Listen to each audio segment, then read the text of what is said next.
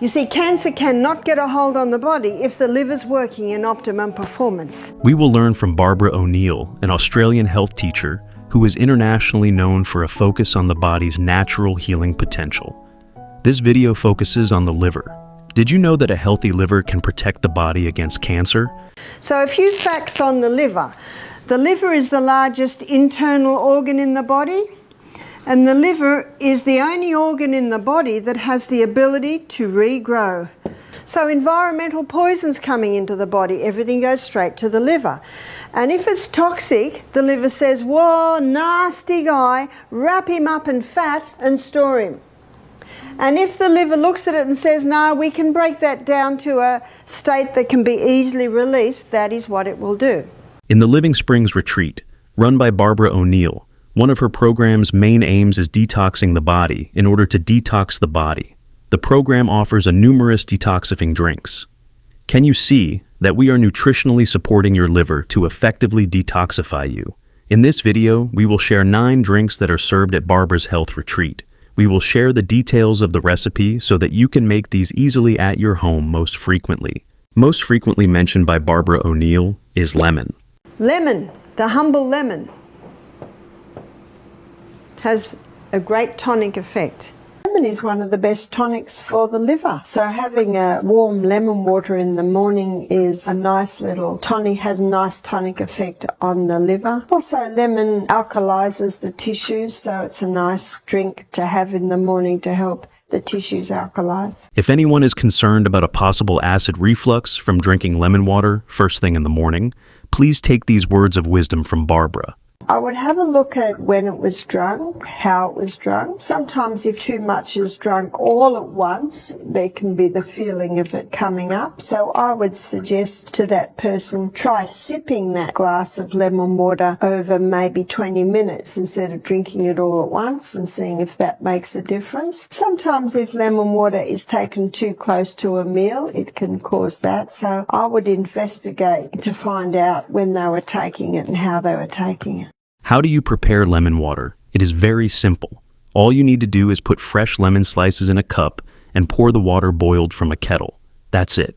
If you want a more interesting drink, you could also try a drink that Barbara offers at her retreat. Aloe lemon water this morning. This morning, every morning, the guests are offered aloe lemon water. Lemon would detoxify the liver, and aloe is great for any gastro issues like inflammation of gut lining, bitter herbs for liver detoxifying tea. You might have heard the old saying, bitter to the mouth, sweet to the stomach. And sweet to the mouth, bitter to the stomach. Well, you apply that to the liver. Bitter to the mouth, it's a sweet to the tonic. So, to the liver, a sweet tonic to the liver. So all your bitter herbs. So let's look at some bitter herbs. Dandelion. Dandelion is a well-known liver herb. Barbara suggests 2 methods to consume dandelion. One is in salad and another is a drink. Well, there's a recipe in Europe. They make this wonderful hot potato salad. They cook the potatoes and then they chop them up hot into hunks. And then they chop up heaps of dandelion and then they put lots of olive oil crushes. Doesn't that sound yum? Now, what you can also do, you can buy the dandelion root that's being roasted. So that's like a dandelion coffee, and you can buy a delicious drink in the health food shop. And we sell it at Misty called Chai Dandelion. A lot of people will drink chai tea, but the tea of course has the tannin and the caffeine in it. But Chai Dandelion is a delicious drink. A lot of people don't like herb tea because they say they're tasteless and bland. Not Chai Dandelion. Chai Dandelion is a delicious drink, and it has a whole lot of herbs and spices with it to give it that beautiful flavor. You can have the fresh dandelion scattered through your salads, or you can make your hot potato salad with lots of dandelion in it. The leaves, or you can buy the dandelion root roasted and have that as a hot drink. Milk thistle. Also St. Mary's thistle. St. Mary's thistle is also called milk thistle. One of the most common ways to consume milk. Thistle is to drink milk, fadal tea.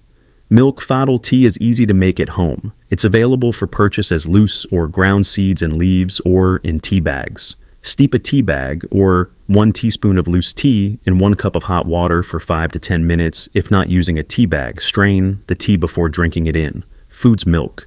Thistle leaves and flowers are eaten as a vegetable for salads and a substitute for spinach. The seeds are roasted for use as a coffee substitute. And gentian, this is not as well known. Gentian is also an incredibly bitter herb. Ginseng is a herb known for its bitter compounds, particularly gentiopic crocide and amarogentin, which are believed to support digestive health and liver function. To consume gin for liver health, it is typically taken in the form of a tincture or tea. For a tincture, follow the recommended dosage on the product. Label usually around 20 to 30 drops diluted in water before meals for gentian tea. Steep 1 to 2 game of the dried root in hot water for about 10 to 15 minutes, and drink it 30 minutes before meals to stimulate digestive enzymes and bioproduction. Always consult with a HealthSea care provider before starting any new herbal supplement to ensure it is appropriate for your individual health. And a sweet bitter is ginger. So your 10 o'clock juice, which is Granny Smith apple and ginger, I think it's one of the nicest, has a nice stimulating effect to the blood. A typical juice recipe for ginger and apple is 1 or 2 apples with a small piece of ginger half, or 1 in ginger slice, often served with half a lemon, together with some water to suit the consistency you like in Barbara's Retreat. Another juice featuring ginger is often served for detox. Colon tea. The liver relies on a healthy colon to efficiently eliminate waste and toxins, thereby reducing its detoxification workload. It benefits from a balanced gut microbiota, supported by the colon, which prevents the production of harmful substances that could cause liver damage. The liver also depends on proper colon function to avoid systemic inflammation and to ensure efficient biorecycling. Additionally, the liver gains from the colon's role in nutrient absorption and the minimization of endotoxins, which protects it from inflammation and damage. So in Barbara's Health Retreat, she offers the guests colon tea. So if you're not evacuating every day, please see the staff and they'll give you a little bit more of the colon tea. And the herbs that we offer you are herbs in the form of colon tea. We call it colon tea because they are herbs that gently stimulate, revive and restore the function of the colon. How do you prepare Barbara's colon tea? To prepare Barbara's colon tea, mix 1 part cascara, catabark, 2 parts licorice root and 3 parts buckthorn bark. Simmer 1 teaspoon of this mixture in 1 cup of water for 30 minutes with the lid on, then let it cool and strain. Store the tea in the refrigerator for irregularity. Drink the following amounts before bed on an empty stomach. 1/3 cup if you go once daily, half a cup if every 2 days, and 1 cup at lunch, and before bed if every 3 days. Barbara's protein drinks the livers. Barbara's protein drinks. What your liver is doing is taking it through 3 phases.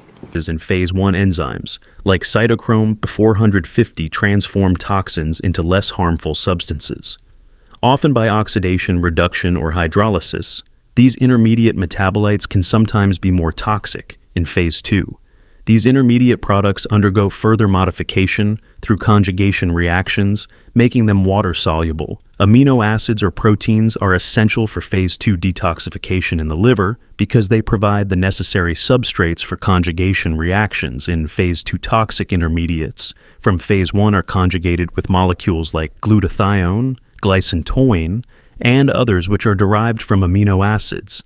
This conjugation process makes the toxins more water-soluble, allowing for their excretion via urine or bio. Without adequate amino acids, the liver cannot effectively carry out these detoxification processes. So phase 2 needs protein. Now this explains why yesterday, on Monday, we gave you 2 protein drinks. So you had 5 juices yesterday.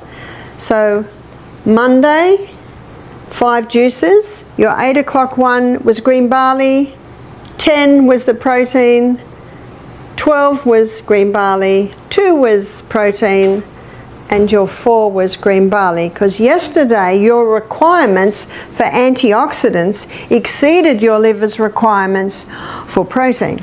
So the protein that we use is a pea protein. It's been pre-digested. One lady said, "Who digested it?" It's an enzyme action, like taking milk to yogurt. That initial breakdown has begun. Remember what the protein does? It mops up those toxic metabolites. Green barley or liquid chlorophyll is one of the most potent blood and tissue cleanses there is, so it cleanses the tissues and also heavy metals. So if someone is detoxing from either of these, I would advise taking the chlorophyll or the green barley or some form 3 or 4 times a day. So it depends on what the problem is.